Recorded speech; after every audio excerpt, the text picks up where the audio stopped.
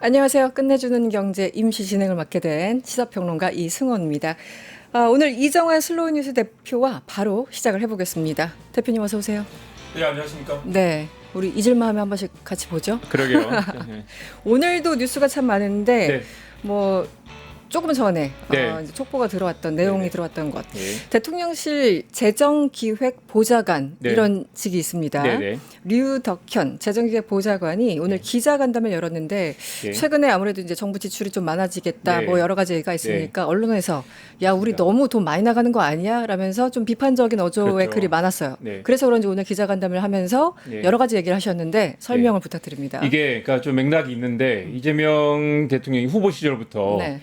모피아를 개혁해야 된다는 이야기를 했어요. 그리고 지금 이제 기획재정부 조직 개편안에 올라 있거든요. 네. 기획재정부를 쪼개가지고 예산 권한을 따로 쪼갠다. 네. 기획재정부 힘을 뺀다. 네, 이게 옛날 재정경제부부터 이어온 모피아, 그러니까 이제 재정경제부 플러스 마피아를 해서 모피아라고 하잖아요. 모피아 힘을 빼야 된다. 네. 그리고 정권이 바뀌어도 모피아들이 계속 한 자리에 있으면서 경제 정책을 쥐고 흔들거나 어깃장을 놓는다라는 문제의식이 이재명 정부 대통령실에 있죠. 네. 그런데 마침 어제 기획재정부가 국가 채무 비율이 40년 뒤에 3배로 뛴다라는 분석을 내놨어요. 그래서 네.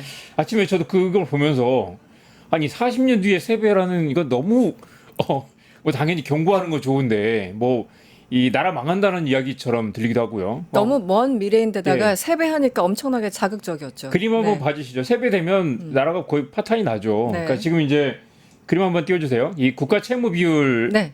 지금 이제 높아진다는 이야기는 계속했어요. 이게 또 우리 문재인 정부 때부터 코로나 팬데믹 그 재난지원금 풀면서 이제 그 채무율 높아진 거 맞죠. 네. 근데 아직 이제 50% 될랑말랑 하는 정도입니다. 네. 이제 일본은 200%가 넘고요. 그리고 뭐 미국이나 다른 나라도 유럽도 100%가 넘는 나라가 많은데 그렇죠. 물론 한국은 이제 기축통화국이 아니기 때문에 위험하다. 네. 물론 일본도 기축통화국이 아니지만 일본의 엔화는 좀 이제 국제적으로 좀 이렇게 신뢰도가 높고 그렇죠. 일본은 이 그림도 보시죠. 네. 이 그림 보시면 일본이 이제 이 국가 채무 비율이 뭐 굉장히 높아요. 제일 위에 있군요. 네, 옛날 베네수엘라나 브라질 정도로 높았는데 일본은 200% 넘고요. 그다음에 싱가포르도 좀 독특한 나라고 네. 미국은 이제 기축통화국이니까 120% 정도 되고요. 네. 유럽도 높은 나라들 많고 한국은 지금 50% 정도 됩니다. 네. 그런데 이제 이걸 두고 이제 물론 장하준 교수 영국 그 캠브리지 대 교수 캠브리지, 같은 분은 국채 채무를 늘릴 수 있으면 늘려서라도 네. 확장 재정을 해야 된다라는 쪽이고 그렇죠. 이재명 정부도 지금 정책 기조가 돈을 써서 경제를 살린다라는 쪽이잖아요. 네. 감당할 수 있을 정도로 채무를 늘린다라는 쪽인데 네. 기획재정부 이걸 계속 반대를 하고 있어요. 네. 하고 있고 이 그림 보십시오. 이게 이제 어제 발표한 건데 제가 말로만 풀었던 걸 제가 그림으로 한번 그려봤습니다. 직접. 이게 이제 50%가 됐는데 이게 뭐 156까지 올라갈 거다. 네. 이게 이제 뭐 긍정적 시나리오, 부정적 시나리오 있어요. 이것저것 다 붙이면 사실 나라가 망할 거다라는 느낌처럼 들리는데 네. 지금 이제 100이 넘어가면 90이 넘어가면 위험하다라는 얘기 나오는데 지금 이제 이재명 정부 추세로 가면 90이 될 거라는 건 2029년에. 네. 그런데 이제 더 이 안 좋은 상태로 가서 이렇게 뭐 156까지 갈 거다라고 기획재정부 내놨는데 이걸 이제 재밌잖아요. 그 새 정부가 출범한 지 석 달밖에 안 됐는데 기획재정부에서 거의 나라 망할 것 같은 전망을 내놓고 바로 반박하듯이 그 반발하듯이. 핵심 또 이제 보좌관인 핵심 이제 그 비서진에 있는 유덕현 보좌관이 오늘 이제 기자들을 불러 모아서 네. 동의하지 않는다. 아니 40년 뒤에 어떻게 될지 어떻게 하는 변수가 너무 많은데다가 그렇죠. 예를 들면 그런 거예요. 40년 뒤에 이거는 이렇게 애도 안 낳고 이렇게 경제 성장도 안 하고 기업 수출도 줄어들면 이렇게 된다라는 가정인데 물론 그렇게 될 가능성이 높다고 치더라도 네. 그건 너무 변수가 많기 때문에 사실 이런 전망은 거의 의미가 없죠. 네. 그리고 그렇다고 해서 이렇게 이걸 보면은 당연히 그러면 채무를 관리를 해야 된다. 뭐 재난 뭐죠? 그 소비 쿠폰 주지 말고 네. 정부 지출도 좀 줄이고 관리해야 된다라는 그런 메시지로 이어지게 되잖아요. 네. 이걸 새 정부 출범했는데 약간 음모론이지만 모피아가 이걸 뒤에서 뭔가 이렇게 바람을 잡고 있는 거 아닌가. 그리고 대통령실과의 조율도 없었던 것 같죠. 네. 이런 메시지가 나오는 건. 네. 네. 어제 나온 얘기를 좀 보면 이런 것도 있어요. 국민연금은 뭐 2064년 소진된다. 이건 뭐 알려진 이거고요. 네. 건강보험도 2030년이면 소진되고 사학연금도 그렇고. 그래서 이제 뭐 몇 군데 언론에서는 이제 초고령 사회로 진입하는데 시스템 네. 개혁이 더디다. 물론 이제 이런 복지 지출 비중이 늘어난 거 맞고 네. 계속해서 정부 부채 관리가 필요한 거 맞고 아까 일본 이야기 잠깐 했지만 일본은 이렇게 부채가 높은데도 망하지 않는 이유가 네. 일본 국민들이 90%를 소유하고 있어요. 그래서 국민들이. 예, 그래서 이건 일본 국채는 뭐 갑자기 떨어지긴 하지 않는 거죠. 일본은 장기적 국채를 소유하고 또 국민들이 국채 또 수익률로 이렇게 노후를 보장하는 그런 네. 구조인데 네. 한국은 물론 이제 외국인 보유율이 한 30% 가까이 됩니다. 그러니까 네. 매우 외국인이 막 이걸 던지게 되면 굉장히 그 금융시장 혼란하게 되죠. 그런데 오늘 이제 윤석현 보좌관 말은 이 장기 전망은 지금의 제도와 여건이 그대로 유지된다고 했을 때 네. 지금처럼 성장률도 낮고 뭐 기업들이 외국으로 빠져나가고 일자리 줄어들고 출산율이 낮는 걸 가정해서 나라가 망합니다라는 전망이 무슨 의미가 있느냐. 네. 당연히 우리는 경제가 좋아지는 걸 가정으로 출산율도 높이고 새로운 성장 산업도 만들고 일자리도 늘리는 걸 전제로 나라를 운영하고 있는데 이대로 가면 망합니다라는 전망을 정부 부채에 내놓는 건 너무 이해가 약간 왜 이런 전망이 지금 나왔을까? 그 역으로 그러면은 지난 3년 동안 그렇게 네. 국고를 꽁꽁 싸매고 있었던 윤석열 정부 3년 동안 그럼 경제가 좋아졌습니까? 그렇습니다. 그 지금 윤석열 3년 성장률도, 동안 네. 재정 건전성 이야기하다가 건전성은커녕 엄청난 세수 손실을 초래하고 경쟁력이 국가 성장 동력이 다 망가져 있는 상태잖아요. 오늘 유덕현 이제 보좌관이 그런 말했습니다. 네. 이 추경 등을 반영을 하고 또 지금 성장 리부스트 네. 이걸 이걸 다시 바닥을 치지 않으면 더 어려울 텐데 그럼 재정 지출하지 않고 어떻게 이걸 할 거냐? 추경 등을 반영하면 성장률이 지금 0.6에서 0.7가 올랐잖아요. 네. 이걸 0.9까지 올릴 수 있고 네. 어제 이원재 소장님과 여기서 이야기했지만 잘만 하면 1%까지도 목표를 해볼 수 있다. 당연히 경제를 이렇게 그 국가 정책을 뭐 비전을 주고 짜야 되는데 네. 이건 뭐 이렇게 아무것도 안 하면 망합니다라는 말은 이건 사실 왜 이걸 기획재정부가 지금 내놨을까? 그것도 기획재정부를 쪼개서 재정부 힘을 빼려고 하는 모피아 힘을 빼려고 하는 이 타임에 기획재정부가 이렇게 디스토피아 전망을 내놓는 건 앞으로 좀 지켜봐야 되겠지만 예전 네, 대통령이 바로 반박에 나오는 건 매우 좀 흥미로운 현상입니다. 분명히 신경전처럼 보이고요. 그래서 역으로 그러면 지난 3년 그때처럼 돌아가자는 거냐 이렇게 반박을 할 수 있을 것 같고. 근데 사실 3년 전에 그 3년 동안 했던 네. 그걸 추진했던 사람이 아마 윤석열 전 대통령 아무 생각이 없었을 거기 때문에 뭐 그걸 만든 추상목이나. 사람들이 지금 네. 모피아에 그대로 앉아 있는 거죠. 네. 그래서 모르겠습니다. 그리고 어쨌든 오늘 류 보좌관이 그런 얘기를 했습니다. 장기 재정 전망이 40년 후 채무를 정확하게 예측하는 것은 아니다. 네. 여러 가지 제도와 경제 여건이 그대로 유지될 경우를 전제해서 기계적으로 추계하는 거다. 네, 그래서 말씀하신 것처럼 성장률 봐야 되죠. 네. 그리고 우리 기후 위기 때문에 또 어떻게 될지도 모르겠어요. 맞습니다. 그래서 굉장히 낮아질 수도 있고 높아질 수도 있고 여러 가지 네. 변수들이 있는데 왜 이 시점에서 정말 이래 얘기를 했는지. 그러니까 당연히 뭐 예측도 네. 필요하고 장기 전망도 필요할 텐데 그 전망이라는 건 사실 내놓을 때는 경고나 뭐 아니면 뭐 여기에 대한 보완이라는 것들 감안해서 내놔야 되는데 네. 무슨 이거는 뭐 저주에 가까운 전망처럼 보이죠. 네.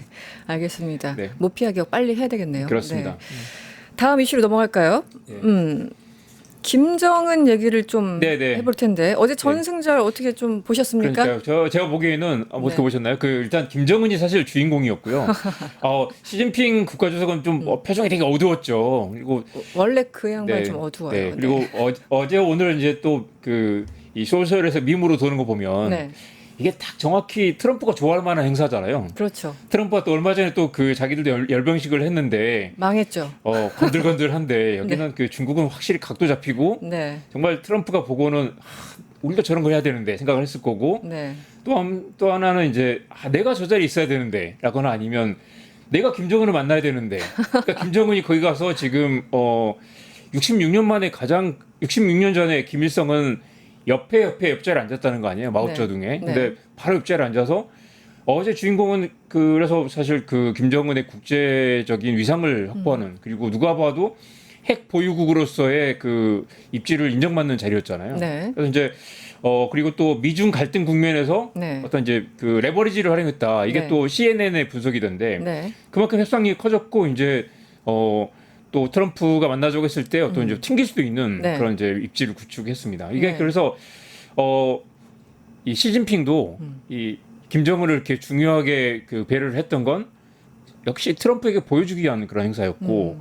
푸틴도 그 자리에 와서 또 이 중국과 밀착하는 모습을 보여주는 건 푸틴도 지금 알래스카에서 협상을 하고 협상을 깼잖아요. 네. 근데 여기 와가지고 이렇게 또 중국과 친한 척을 하는 건 이 트럼프에 끌려가지 않겠다라는 의지를 보여주는 장면이라 네. 트럼프가 어제 부글부글했죠. 그래서 네. 뭐 이 또 X에 글을 올리고 그렇죠, 그렇죠. 이게 참 재밌는 게 말씀하신 것처럼 15일 날 알래스카에서 레드 카펫까지 깔아주면서 네. 푸틴을 그 국제사회에서 고립되던 푸틴을 3년 만에 끌어올렸잖아요. 네.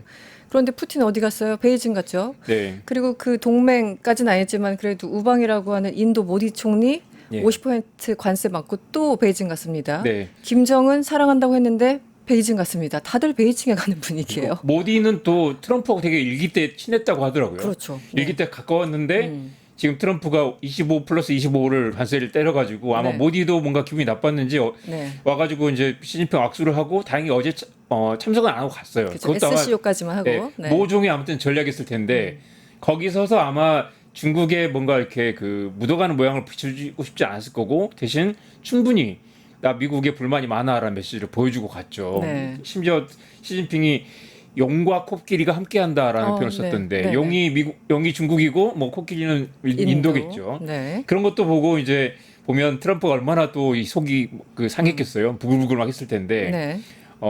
푸틴은 또 그런 말도 했더라고요. 트럼프를 모스크바로 초대했다라는 네. 말은 네.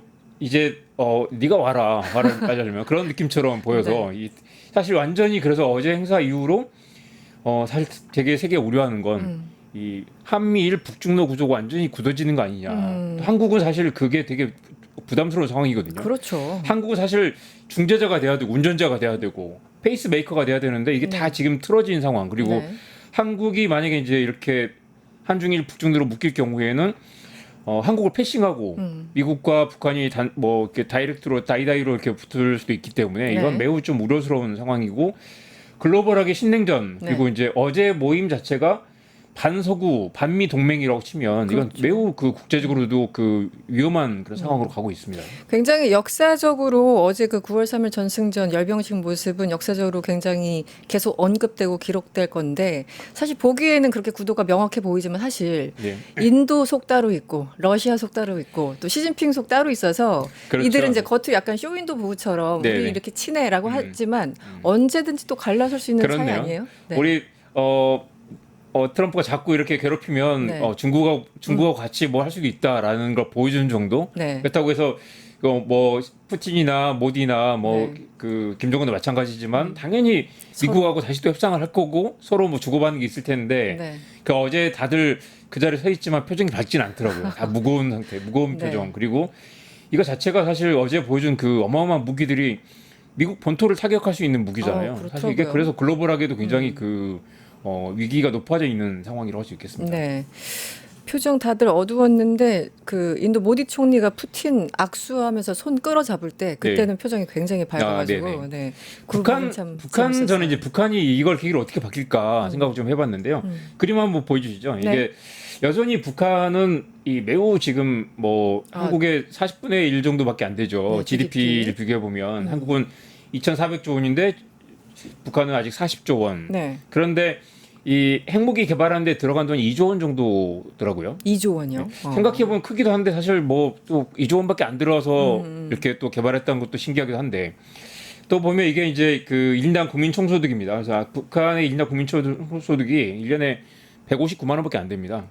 159만 원. 그러니까 네. 그리고 이제 여기 그림 못 가져왔는데 영아 사망률이 또 한국의 뭐 30배 정도 되더라고요. 그러니까 이제 여전히 매우 취약한 상태인데 네.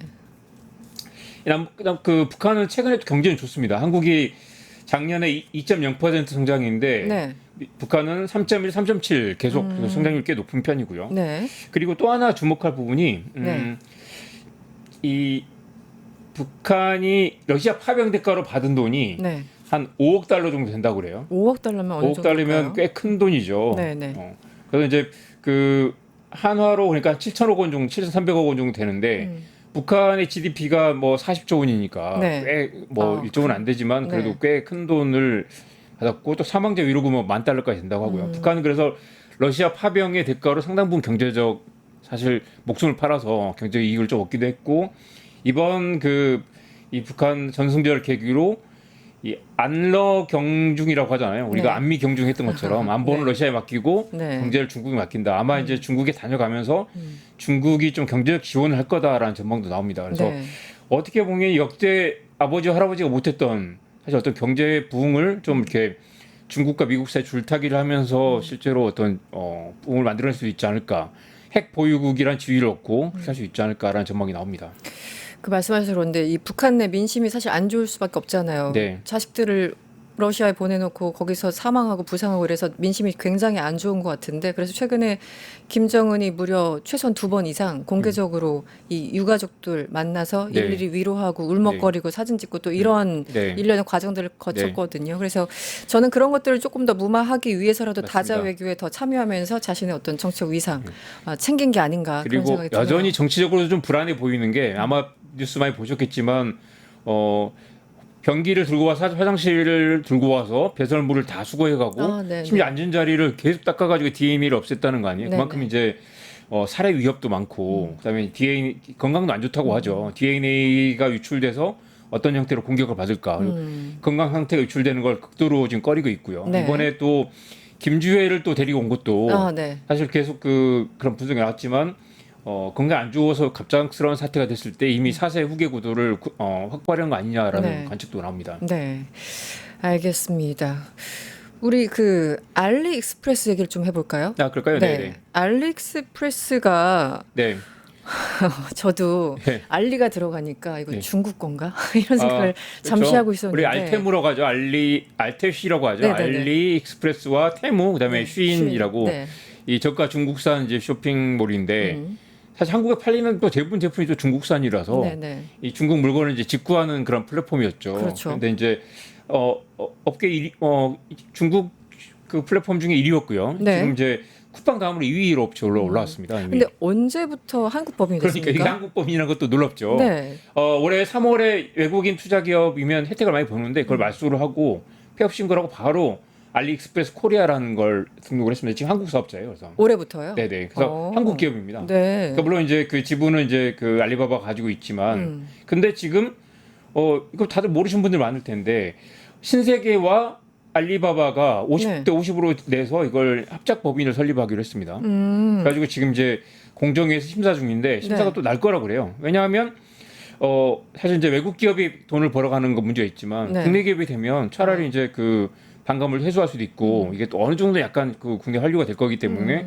공정 입장에서 굳이 반대할 이유가 없고 아, 또 그렇습니까? 신세계가 또 이렇게 강하게 요청을 하고 있기 때문에 네. 이게 무난히 이 승인이 날 거라는 거죠. 그런데 아무튼 어쨌든 그 중국 그 회사가 들어와서 한국 법인이 되고 중국산 제품들이 이제 직구가 아니라 이제 그냥 그 네, 바로, 전국적인 통로로 엄청나게 몰려 들어오겠죠. 네. 가격은 거의 3분의 1, 4분의 1밖에 안 되는 중국산 제품들이 몰려올 거고 이게 또 재미있는 게 이제 G마켓이라고 있죠. 네.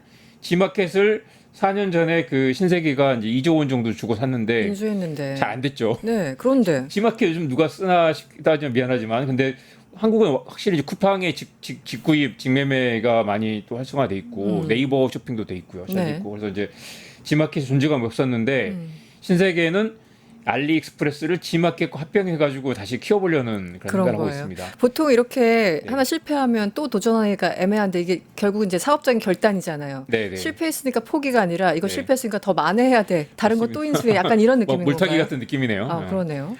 알리익스프레스의 그 MAU라고 하죠. 월간 이용자가 920만 명이니까 120만 명. 성인이 4천만 명을 치면 4명 중 1명은 한 달마다 한 번씩 알리를 쓴다는 거죠. 대단하네요. 테무가 그렇게. 800만 명이고요. 그래서 이게 쿠팡 1위, 알리 2위, 테무 3위 그렇게 돼 있습니다. 아, 그렇군요. 그런데 이제 네. 그런 우려가 나오죠. 만약 이게 본격화되면 이른바 C커머스라고 하죠. 중국 커머스와 차별화가 없는 플랫폼들은 네. 급격히 또 경쟁력을 잃을 거다라는 얘기가 나옵니다. 그나저나 알리가 최근 공정위 제재를 받았습니까? 그렇습니다. 이게 알리도 그렇고 테무도 그렇고 네. 보시면 혹시 써보셨나요? 써보시면 과거 써봤죠. 도대체 이게 중국인 특유의 뭐 허세인가 싶기도 한데 막 80% 할인이라고 그러고 막 맨날 들어가면 룰렛 같은 거 나가지고 추첨하면 막 뭘까 쿠폰을 드립니다. 쿠폰이 와르르 쏟아진 게 나오는데 좀 정신이 없어요.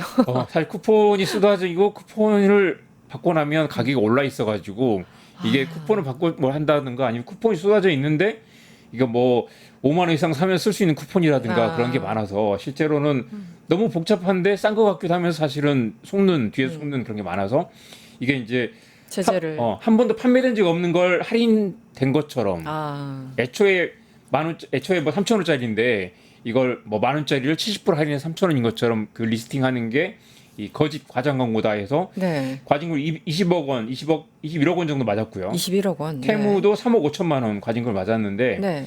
맞고도 이게 달라진 것 같지는 않습니다. 그리고 이제 비슷해요. 이게 이제 본격적으로 한국 법인과 한국 기업과 합작해 가지고 아예 들어와서 이제 영업을 하게 되면 아마 알리가 너무 중국 이름 같아서 네. 이름도 좀 바꾸지 않을까라는 생각도 드는데요. 뭐 그래서 어쨌든 G마켓 플러스 알리까지 해서 신세계는 네. 이쪽을 확 키워보겠다. 이 의지는 확실해 보입니다. 네, 그렇습니다. 네. 이게 그리고 갈수록 이제 우리 뭐 이 쿠팡이 촉발한 그 저가 가격 경쟁에 이제 저기 시커머스까지 들어와서 본격적으로 사업을 하게 되면 더 네. 혼탁해지고 네. 더 이 경쟁이- 제로 베이스를 위한 경쟁이 뭐 본격화되겠죠. 네, 알겠습니다. 테무도 3억 5천만 원 과징금을 네네. 받았군요. 허위 광고에 대해서 알겠습니다. 이 또 다음 우리 주제는 구글 얘기해 볼까요? 구글 얘기 좀 네네. 해볼까요? 네. 그 구글이 이거 오늘 주가가 9% 폭등을 했어요. 맞아요. 많이 그래가지고 올랐던데요. 원래 이제 아마 기억하시겠지만 그 구글이 크롬 브라우저를 강제 매각하라는 재판이 2년 전에 있었어요. 네. 1심에서. 그래서 이제 보면 우리 그 기시감이 들지 않아요? 옛날 MS가 익스플로러 끼어 팔게 한다고 논란이 됐던 게 네. 벌써 뭐 2003, 한참 오래됐는데. 그렇죠. 1998년이었습니다. 네, 네, 오래됐죠. 98년. 뭐 26년 전인가. 그런데 구글이 크롬 브라우저를 끼어 팔게 한다라는 논란이 있어가지고 이걸 매각을 하라고 분리를 하라고 했어요. 그랬는데 네. 이게 놀랍게도 분리가 안 되고 그냥 계속 가져가도 된다라는 판결이 났습니다. 그러니까 미국 법무부에서 얘네들 좀 쪼개놔야 돼 이렇게 소송을 네네. 걸었는데 법원이 연방법원이 다시 그대로 가자. 네, 그대로 그래서 이제 가자. 미국이 사실 그래서 이게 그 극도로 자본주의 기업이지만 그런 해석이 나와요. 그러니까 이제 친기업이 아니라 친시장이다. 그래서 뭐 이렇게 특별히 구글을 위한다기보다는 네. 그 시장이 활성화된 쪽으로 판결을 내린다는 건데요. 그림 한번 보여주십시오. 네, 이게 이제 그 크롬 녹색이 크롬이고요. 네, 이 파란색이 이제 인터넷 익스플로러 우리 많이 썼던 인터넷 네. 익스플로러죠. 그러니까 이제 보시면 이제 더 거슬러 올라가면 이 넷스케이프 혹시 기억나세요? 기억나요. 넷스케이프 네, 쓰시는 이거 기억나면 분들은- 안 되는 건가? 넷스케이프 쓰시는 분들은 최소 40대 후반 그, 이상. 죄송합니다. 근데 넷스케이프가 이제 한때 1위였잖아요. 네, 맞아요. 1위였는데 넷스케이프 이제 그때 당시 마이크로소프트가 넷스케이프를 이기려고 IE를 끼어 팔게 했죠. 끼어 팔게 해가지고 넷스케이프를 망하고 네, IE가 90%가 올라갔어요. 그러네요. MS가. 근데 네. 이건 그 다음인데요. 90%가 네. 올라갔다가 이 크롬이 등장하면서 MS가 IE가 망가지기 시작했죠. 네. 지금 MS는 거의 존재감 없습니다. 그림을 이걸 한번 볼까요? 이것도 한번 보시죠. 이게 그러니까 맨 왼쪽에 있는 게 모자익이고요. 그 왼쪽에 있는 게 모자익이란 게 초창기 브라우저였고 노란색이 그러니까 넷스케이프입니다. 넷스케이프가 이제 쭉 줄었고요. 네. 파란색이 이제 익스플로러의 시대가 왔다가 이 오른쪽에 이제 그 초록색은 이제 모질라와 지금 이제 크롬인 거죠. 크롬. 완전 진한 크롬의 초록. 세상이 됐습니다. 그러니까, 진한 초록색이 크롬. 네네. 그러니까 이게 얼마나 이 시장도 그러니까 MS는 끼어 팔기 해가지고 넷스케이프를 몰아냈는데 네. 구글이 등장하면서 구글이 또 크롬을 끼워 팔게 하니까 MS가 다 찌그러지고 사라지고 아무도 네. 지금 MS를 쓰지 않죠. 그래서 이 그림 보십시오. 웹브라우저 점유율을 보면 지난 1년 동안 그걸 이제 집계를 내봤는데요. 글로벌 점유율입니다. PC에서 크롬이 73%, 모바일에서도 69% 정도 되죠. 그렇군요. 압도적이네요, 정말. 양쪽 다. 모바일에서는 사파리가 좀 많습니다. 사파리는 아이폰 아이폰 사용자들일 거고요. 네. PC에서는 엣지가 이제 MS i 다음에 나온 거죠. 그래서 이제 이렇게 돼 있는데 그러니까 이제 전 세계 사업자들이 크롬의 점유율이 너무 높다. 그리고 구글이 크롬을 끼워 팔기 때문에 네. 그렇다라는 건데 한번 생각해 보세요. 윈도우즈와 IE의 관계, 네. 크롬과 구글의 관계는 조금 다르긴 합니다. 네, 어떻게 다르죠? MS 윈도우는 윈도우라는 그 운영체제 안에서 그냥 설치하면 바로 따라 붙는 거잖아요. 네. 근데 구글이 뭐 크롬을 강제로 깔게 하지는 않으니까요. 그렇긴 하죠. 그렇죠. 선후 관계가. 네, 그런데다가 또 이제 그런 게 있어요. 이제 구글은 또 크롬하고 구글을 많이 쓰게 하기 위해서 구글이 그 이야기 들어보셔서 구글이 삼성전자에 돈을 주거든요. 네, 네, 네. 그래서 그 웹브라우저의 기본 검색 엔진을 맞아요. 이 구글로 해달라라고 네. 하는데 거기서 그렇게 쓰는 돈이 200억 달러라는 거예요. 그 돈이 어마어마하더라고요. 어마어마합니다. 네. 그런데 이제 이번에 판결 난 거는 그거는 그냥 그대로 계속 유지. 해야 된다. 네, 그래서 네. 이제 그걸 그렇게 했더니 또 누가 좋아하겠어요? 삼성전자 좋아하죠. 삼성하고 애플도 좋아하고. 그걸 애플도 네. 좋아. 그걸 못하게 하면 그 수익이 다 사라질 텐데 그렇게 돈을 뿌려서 크롬을 유지하고 그렇게 돈을 뿌려서 이렇게 구글도 유지하고 크롬도 유지하고 그래서 이제 구글하고 크롬이 사실은 완전히 다른 것 같지만 같이 굴러가는. 사실상 그렇죠. 네. 그래서 이제 이게 MS하고 IE는 쪼갤 수가 있었는데 네. 구글과 크롬은 쪼개기가 쉽지 않다라는 게 연방법원의 판단이었고 네. 사실상 이게 그 구글에게 엄청난 날개를 달아주는 그 그 구글의 결과적으로. 독점을 유지할 수 있는 그리고 이 AI 시대에는 이 또 그렇게 또 이 웹브라우저가 중요하다는 거예요. 왜냐하면 AI를 하든 뭘 하든 무조건 웹브라우저를 먼저 켜야 되니까요. 네. 그래서 최근에 얼마 전에 오픈 AI가 크롬을 사고 싶다고 했는데 구글이 안 팔았죠. 네네. 이런 상황에서 팔겠습니까? 지금 연방법원에서 아예 합법적으로 니네 독점을 인정해 줬는데 네. 이게 굉장히 그러니까 앞으로 구글의 굉장히 강력한 인프라가 되겠죠. 알겠습니다. 어쨌든 너무나 일방적으로 이 크롬 구글에 유리한 결론이 나와서 다들은 아니지만 좀 당황스럽네. 네, 그렇습니다. 이렇게까지 약간 사실 이런 당연하게 느낌이었어요. 네. 그게 그 분리하는 게 독점을 좀 해결하는 게 미국의 어떤 뭘까요? 어떤 미국이 신봉하는 그런 이제 시장 질서라고 생각을 했는데 완전 그걸 뒤집는 판결이 나왔죠. 네. 그래서 이게 이제 앞으로 가져올 파장을 좀 보면 구글의 독점이 좀 더 강화될 거고 크롬을 넘어설 웹브라우저 나오기가 어려울 거고요. 그렇죠. 그리고 단순히 크롬이 웹브라우저를 넘어서 이제 AI 시대의 어떤 이제 그런 그 복합 플랫폼으로 갈 때 네. 구글 넘어서기 쉽지 않은 그런 우려가 납니다. 그래서 오늘 주가가 꽤 크게 올랐고요. 많이 아마 올랐네요. 한동안 이게 또 계속될 가능성이 높습니다. 네. 저도 가끔 쓰는데 퍼블릭시티 인공지능 스타트업에서 네, 345억 달러의 크롬을 인수하겠노라라고 그렇네요. 큰 소리 쳐놨는데 모든 게 이제 숲으로 돌아간 그렇네요. 그런. 아마 네. 그 웹브라우저를 만들려고도 하고 요즘 AI 브라우저도 나오고 뭐 온갖 대안 브라우저 많이 나오거든요. 그리고 크롬보다 훨씬 좋다는 브라우저도 많이 나오는데 아, 그래요? 사람들이 또 습관적으로 저도 크롬만 써 그렇죠. 우리 가지고. 보면 그 당시에도 i 인터넷 익스플로러 문제 있다고 하고 그때 뭐였죠? 그 액티브엑스 말도 많았지만 네. 안 쓸 수가 없잖아요. 그냥 그렇게 그렇죠. 습관적으로 쓰게 습관이니까. 되고 네. 그런 어떤 이제 지배적인 그 플랫폼을 접근을 하는데 그걸 이번에 구글이 계속 가져갈 수 있게 됐다라는 네. 게 중요한 포인트입니다. 알겠습니다. 오늘은 여기서 정리를 좀 해야 될 것 같습니다. 네. 슬로우 뉴스의 이정환 대표님과 함께했습니다. 오늘 고맙습니다. 네.